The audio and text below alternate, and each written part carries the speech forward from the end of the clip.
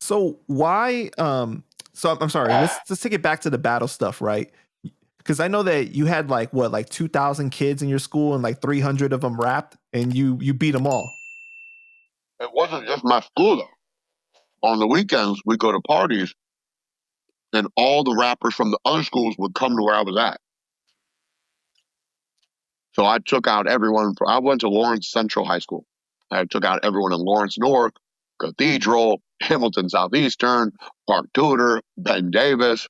There, I mean, I was awesome. And this is legit a cappella. I'm sorry, not acapella. This is, like rapping over beats, or if you're battling in the comments, it's the acapella, just freestyle battles, legit freestyle. There was dudes that I definitely admired growing up in Indianapolis, like Rusty Redenbacher from the Mud Kids and Original and, people like that. But you know, I was with it. It was like the greatest thing to me because they used to hold these weekly battles every Wednesday at this place called like Club, the Club, I think is what it was called. But that's me meeting people just outside of like school and rapping, seeing that like the culture is expanding. So when I started doing live concerts in Indy, I was one of like the top 5 rappers. So anytime a big name artist came through, like KRS-One or Kanye West or Twista or members of Wu-Tang Clan or Digable Plan, whoever it was, at least 1 or 2 of those top 5 would be on the shows. I received way more opportunities than the others because when I would do an M80 show as a headliner, it would sell out. I'd sell out 500 cap rooms, 750 cap rooms, 1,000 cap rooms.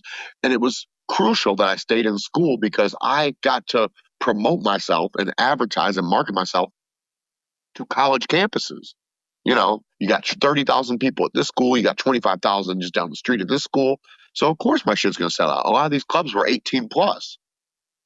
Like, what else are these kids doing on the weekend? Let's go see this fucking dude rap that we see every day in English class or history or whatever.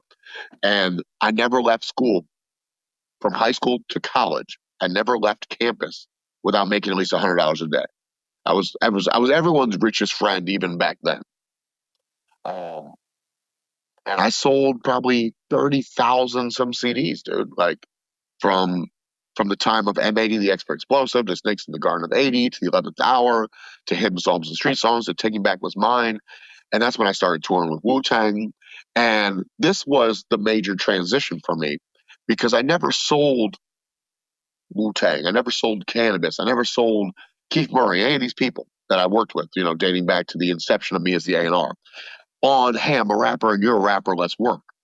I sold them on the fact I was going to law school, that I was studying intellectual property, civil litigation, advanced contracts, and I'm a fan of their music and can help them further their careers and make more money. So, of course, everyone get that guy's number. Stay in touch with that guy.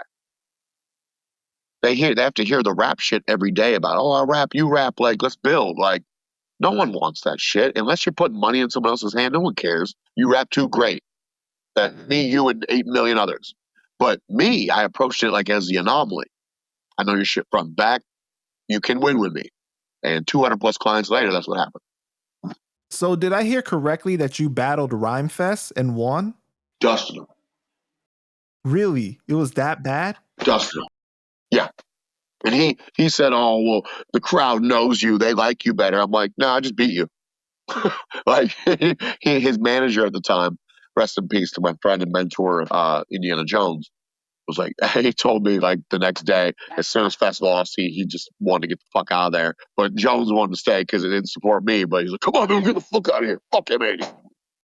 Can you describe the story like leading up to it? Was it just like a concert or was it full on like just battle? It was how they structured all the battles. Like, everyone goes and there's people watching the battle and there's artists that are signing up for the battle. So it's like a March Madness thing. You got your like round of 32, your round of 16.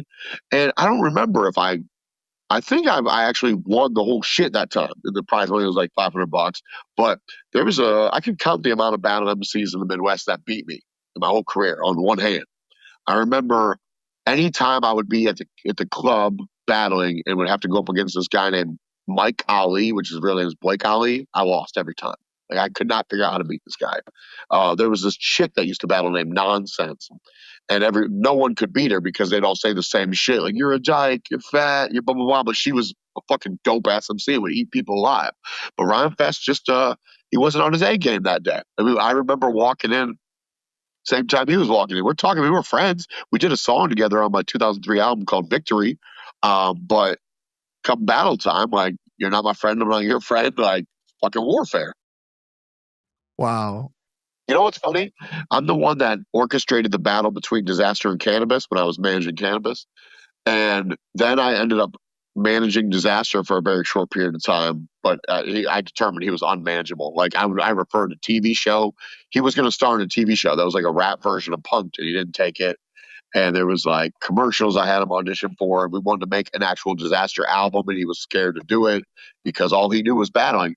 But we auditioned for a commercial one time, and it was like wrappers and supplemental products for like health shit. And I had to battle Disaster in the audition for the commercial. And I'm like, I beat you, right? He's like, man, I wasn't trying. I'm like, but I still beat you.